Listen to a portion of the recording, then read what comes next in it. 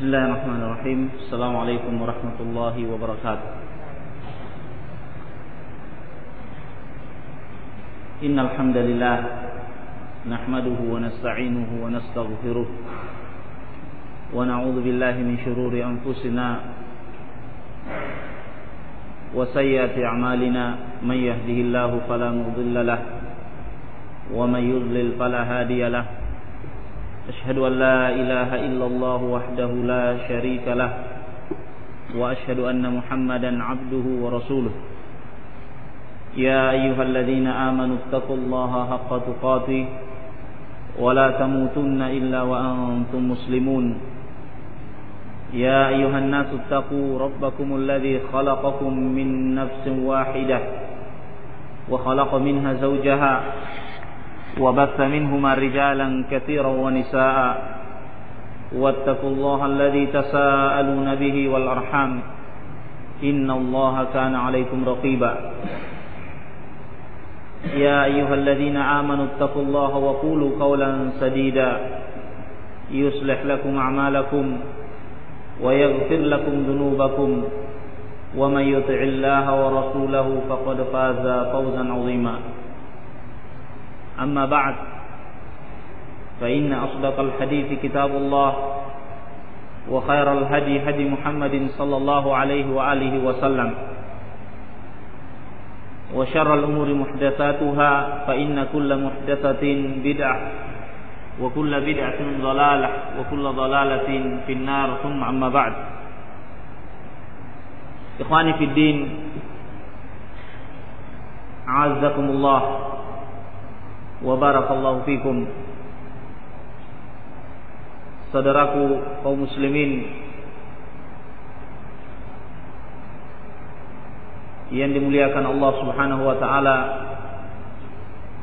dan semoga semuanya diberkahi oleh Allah tabaraka wa taala.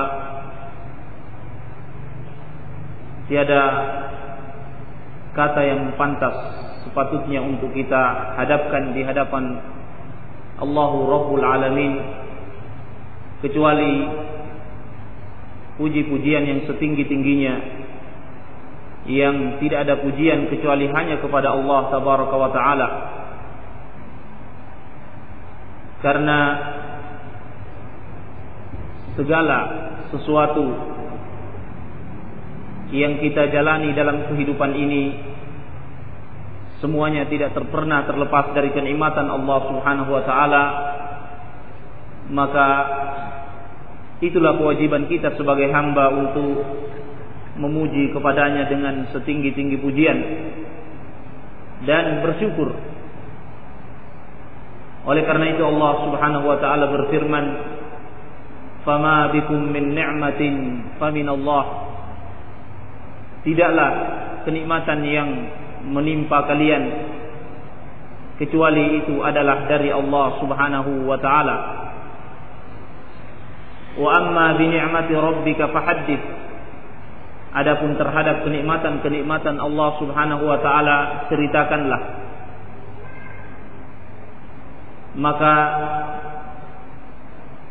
itulah kewajiban kita semua untuk senantiasa memuji Allah Subhanahu wa ta'ala dengan segala puji-pujian, karena memang hanya kepadanya lah puji-pujian itu hanya dimiliki oleh Allah Azza wa Jal.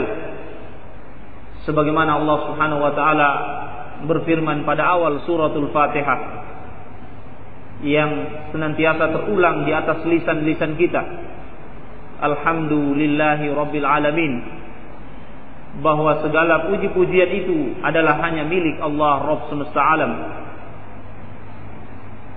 Maka tiada kata yang sepatutnya untuk kita hadapkan di hadapannya melainkan puji-pujian tersebut. Kemudian yang kedua, ikhwani fiddin a'azzakumullah, saudaraku kaum muslimun yang semoga dirahmati oleh Allah Subhanahu wa taala, saya mengucapkan syukur dan jazakumullahu khairan. Terima kasih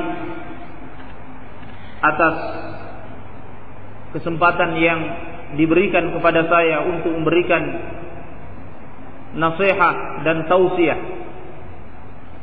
untuk diri saya pribadi dan kepada jamaah sekalian, yang itu adalah suatu kewajiban bagi kita semua untuk saling tanasuh alal birri wat taqwa, untuk saling menasihati di atas kebaikan dan takwa kepada Allah Subhanahu wa taala, dan menjauhi dari perbuatan itsm wal udwan, perbuatan dosa dan permusuhan.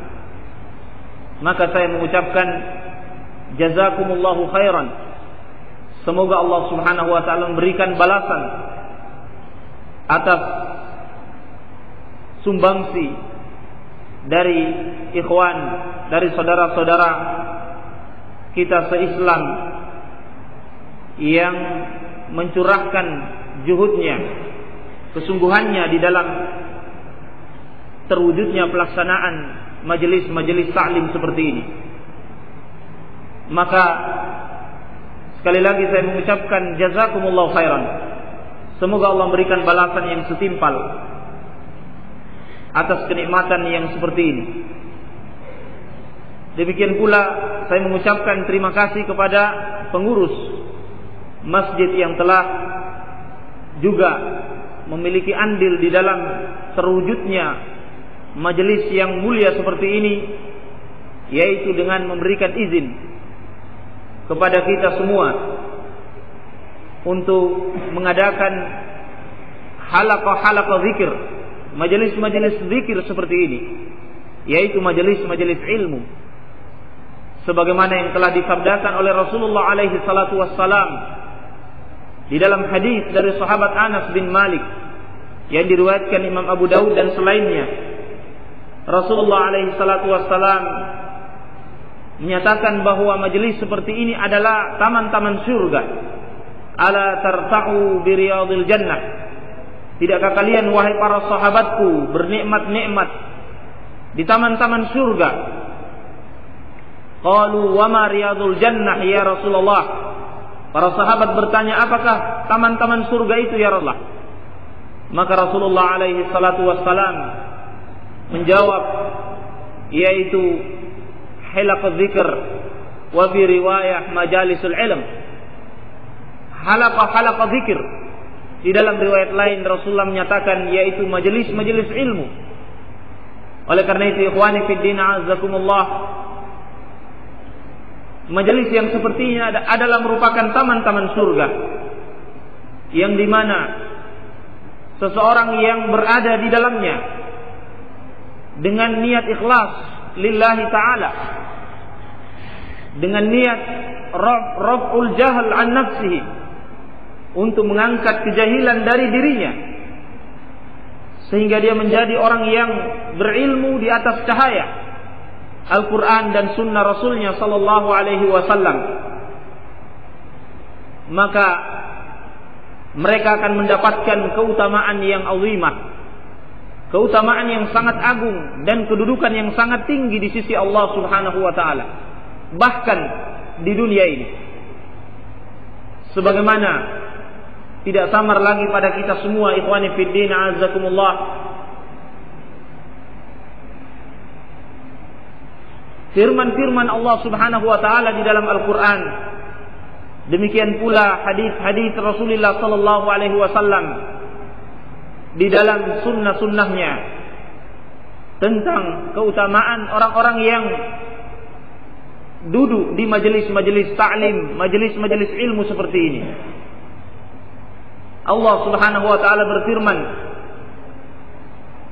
yarfa'illahu alladhina amanu minkum walladhina utul ilma darajat. Allah Subhanahu wa taala mengangkat derajat orang-orang yang beriman dan orang-orang yang berilmu di antara kalian dengan beberapa derajat. Allah Subhanahu wa taala meninggikan derajatnya orang-orang yang berilmu di dalam ayat ini, yaitu ketinggian derajat di yaumul akhirah. Demikian pula ketinggian derajat dalam kehidupan duniawi ini. Demikian pula firman Allah Subhanahu wa taala Hal yastawi alladziina ya'lamuuna wal ladziina la ya'lamuun. Apakah sama derajatnya orang-orang yang berilmu dengan yang tidak berilmu? Di sini istifham al-inkari, pertanyaan pengingkaran dari Allah Subhanahu wa taala bahwa kedudukan orang yang berilmu tidak akan pernah sama dengan orang-orang yang tidak berilmu di dalam Islam, tidak akan pernah sama sampai hari kiamat. Demikian pula Allah Subhanahu wa taala berfirman, hal yastawi al-a'ma wal basir am tastawi adh-dhulumatu wan nur. Apakah sama kedudukannya orang yang melihat dengan orang yang buta? Ataukah sama kedudukan antara cahaya dengan kegelapan? Maka orang-orang yang melihat, orang-orang yang memiliki cahaya adalah orang-orang yang berilmu. Adapun orang-orang yang buta dan di dalam kegelapan, mereka ini orang-orang yang tidak memiliki ilmu di dalam Islam. Maka naudzubillah, alangkah jeleknya permisalan yang dibuat oleh Allah Subhanahu wa taala terhadap orang-orang yang tidak berilmu, orang-orang yang tidak memiliki ilmu di dalam Islam ini. Demikian pula Allah Subhanahu wa taala mempermisalkan dengan permisalan yang sangat jelek di dalam firman-Nya dalam suratul An'am pada ayat ke-122. Allah Subhanahu wa taala menyatakan, awaman kana maitan fa ahyainahu wa ja'alna lahu nuran yamshi fin nasi kaman masaluhu fidh dhulumati laisa bikharijin minha. Apakah bangkai yang mati lalu kami hidupkan, lalu kami berikan padanya cahaya, lalu dia berjalan di tengah-tengah manusia dengan cahaya tersebut?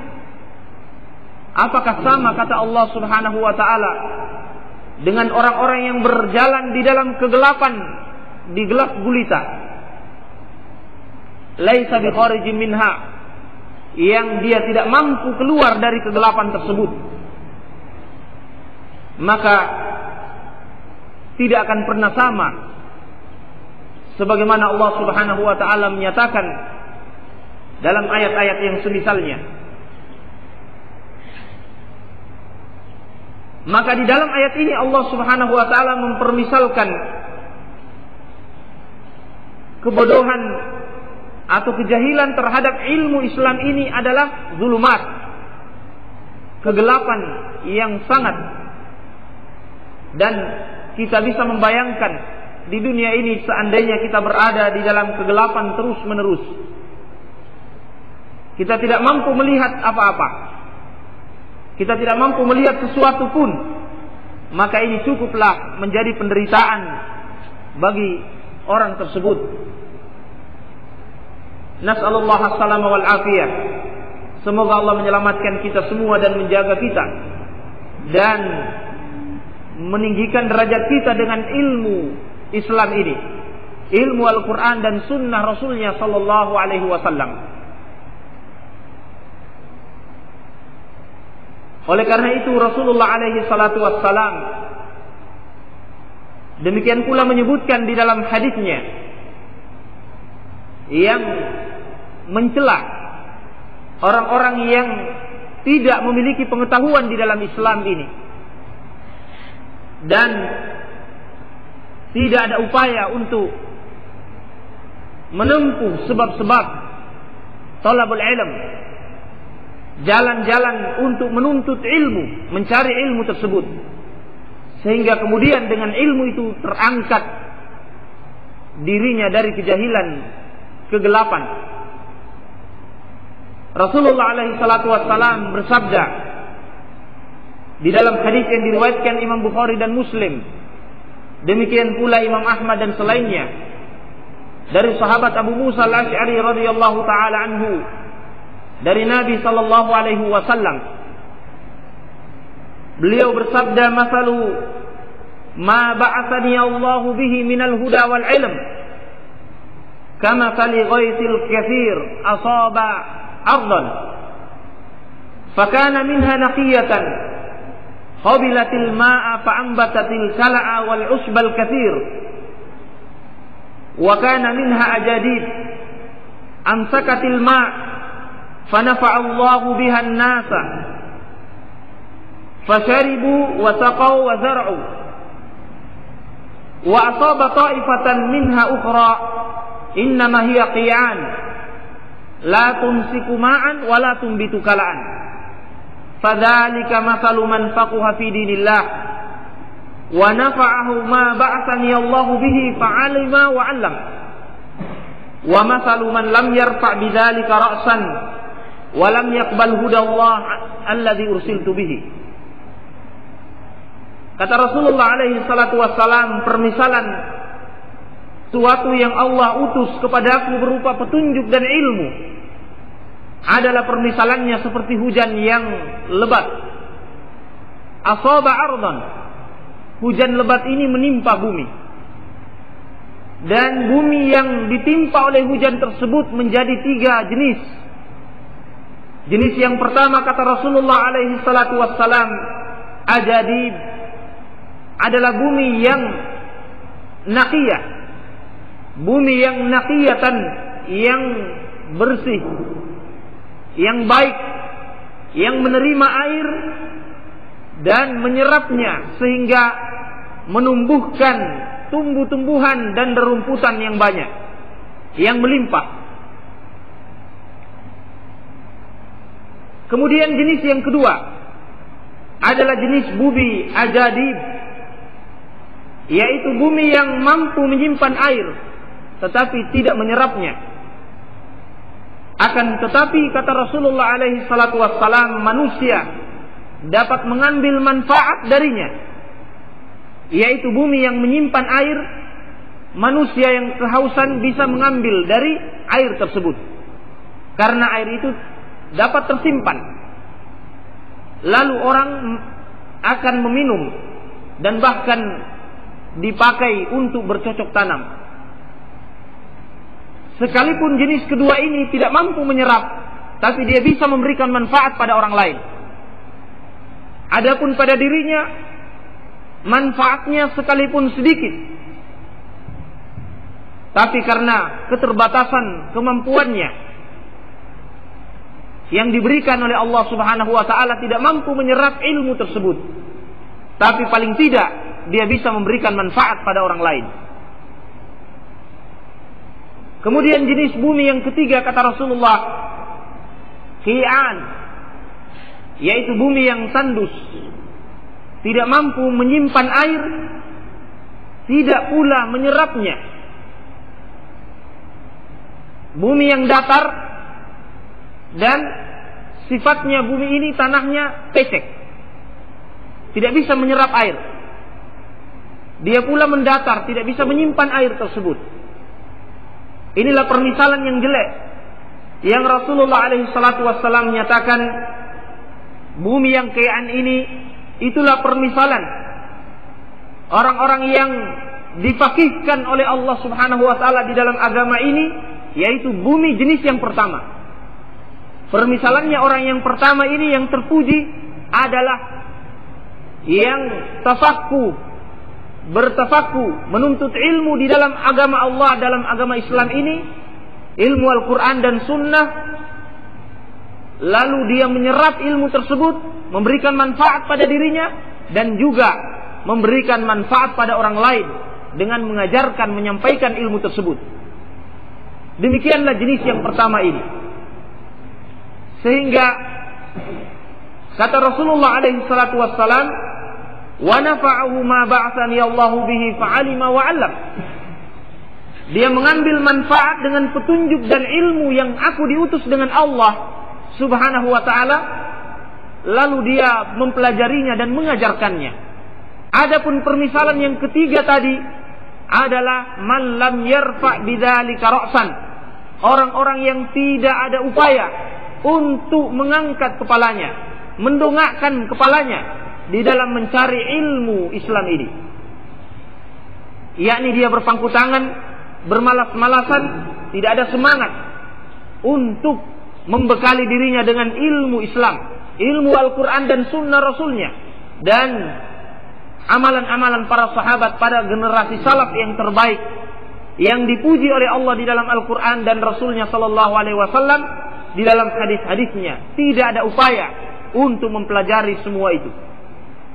Nah, maka inilah permisalan yang ketiga, yang tidak mampu menyimpan air, tidak pula menyerapnya. Nas'alullah as-salama wal afiyah. Juga permisalan yang jelek, yang orang seperti ini akan menjadi merugi fi hadhihi dunya wa fil akhirah. Di dunia ini, terlebih-lebih di yaumul akhirah. Maka semoga Allah Subhanahu wa ta'ala menyelamatkan kita dari orang-orang yang berpangku tangan, bermalas-malasan, tidak ada upaya untuk memahami agama Allah Subhanahu wa ta'ala yang mulia ini. Karena inilah kebahagiaan yang hakiki. Kebahagiaan yang sesungguhnya adalah ketika seseorang diberi taufik, hidayah oleh Allah Subhanahu wa ta'ala untuk memahami Islam.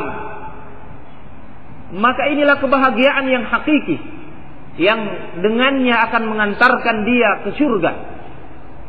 Sebagaimana sabda Rasulullah alaihi salatu wassalam. Kata Rasulullah alaihi salatu wassalam, "Man yuridillahu bihi khairan yufaqihu fid din. Man salaka tariqan yaltamisu fihi ilman sahhalallahu lahu bihi tariqan ilal jannah." Barang siapa yang dikehendaki oleh Allah pada dirinya kebaikan, maka Allah akan mudahkan baginya jalan-jalan untuk menempuh ilmu tersebut, untuk mempelajari ilmu tersebut. Maka tanda orang yang dikehendaki kebaikan oleh Allah Subhanahu wa ta'ala pada diri seseorang adalah ketika dia mudah untuk menempuh, untuk mempelajari ilmu Islam ini. Maka itu sebagai pertanda kebaikan, alamatul khair.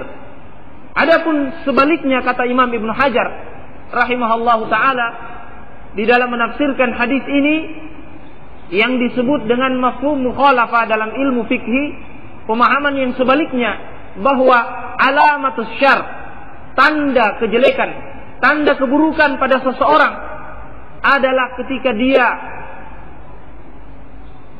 tidak ada upaya untuk menempuh jalan-jalan ilmu ini, untuk menempuh sebab-sebab pembekalan diri terhadap ilmu Islam ini. Maka ini adalah tanda alamat kejelekan, alamat keburukan. Nas'alullah as-salama wal afiyah. Demikian pula Rasulullah alaihi salatu wassalam menyatakan, "Man salaka tariqan yaltamisu fihi ilman sahhalallahu lahu bihi tariqan ilal jannah." Barang siapa yang menempuh satu jalan, yang dia berupaya pada jalan tersebut untuk menempuh, mendapatkan ilmu, yakni ilmu Islam, ilmu Alkitab was Sunnah, ilmu para salafus salih, maka Allah Subhanahu wa ta'ala memudahkan baginya jalan menuju surga. Oleh karena itu, semua adillah ini menunjukkan bahwa as-sa'adatul haqiqiyah, kebahagiaan yang hakikat, adalah di mana ketika seseorang diberikan oleh Allah Subhanahu wa ta'ala bekal berupa petunjuk Rasulullah alaihi salatu wassalam, dengan mempelajari Al-Quran dan sunnahnya, demikian pula sunnahnya para sahabat-sahabatnya. Maka inilah kebahagiaan yang hakiki. Bukanlah kebahagiaan yang hakikat itu adalah harta atau banyaknya anak keturunan. Maka sama sekali pendapat atau pemahaman yang seperti ini adalah pemahaman yang sangat keliru. Karena apa yang disebutkan oleh Allah Subhanahu wa taala di dalam ayat-ayat Al-Qur'an dan sunnah Rasulullah sallallahu alaihi wasallam dalam hadis-hadisnya tidak menunjukkan akan hal tersebut. Bahkan sebaliknya, Allah Subhanahu wa taala misalnya menyatakan,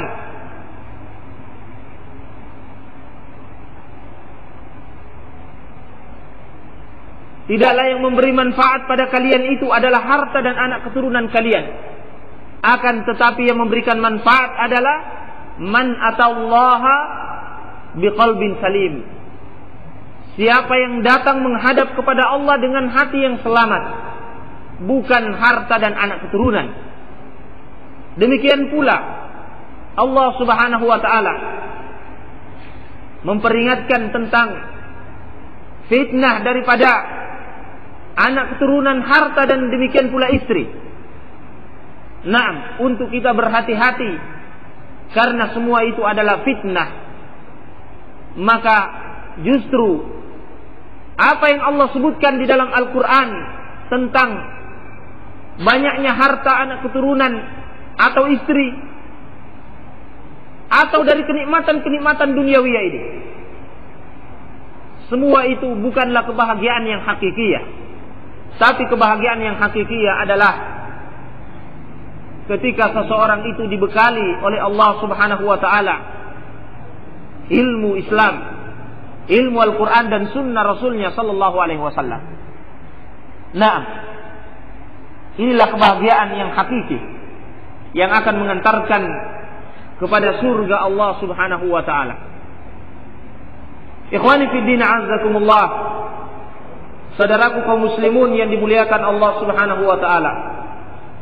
Ini sebagai muqaddimah, sebagai pendahulu. Semoga bermanfaat untuk pribadi saya dan pada antum semua.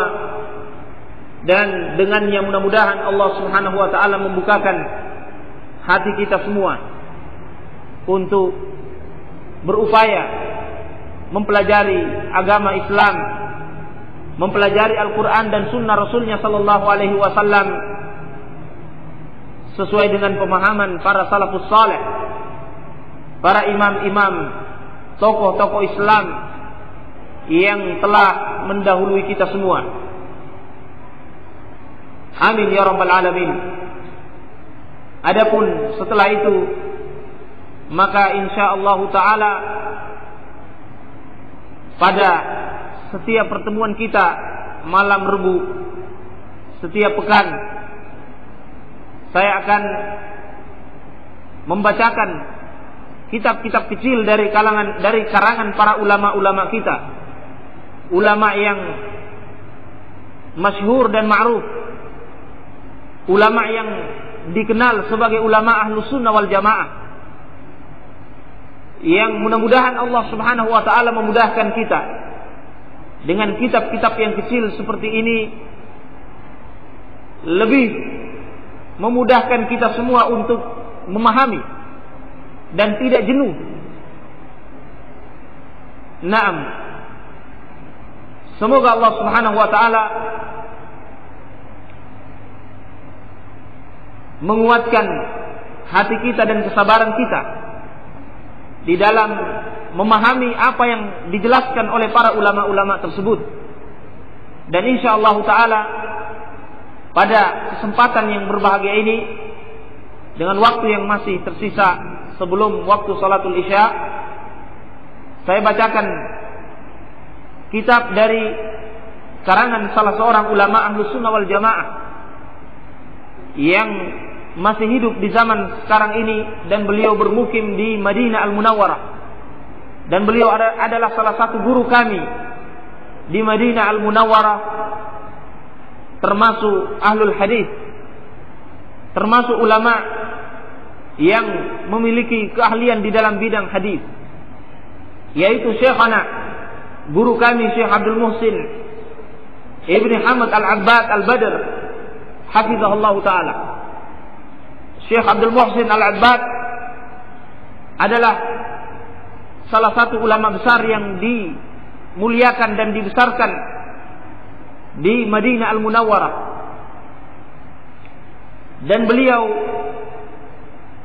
sampai saat ini masih mengajar kitab-kitab para ulama di Masjid An-Nabawiyah maupun di Jamiatul Islamiyah, di Universitas Jamiah Islamiyah.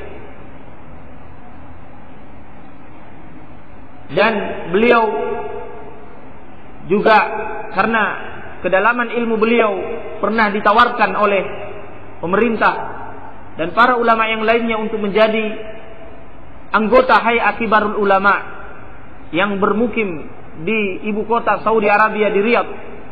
Tetapi beliau menolak dan lebih memilih untuk berkhidmah di Masjid Nabawiyah dengan kitab-kitab warisan para ulama dari kitab-kitab sunan yang beliau ajarkan kepada para mahasiswa dan juga secara umum untuk kaum muslimin, para penuntut ilmu, dari sunan, kitab Sahih Bukhari dan Muslim, Abu Daud, Tirmidzi, dan kitab-kitab sunnah yang lainnya.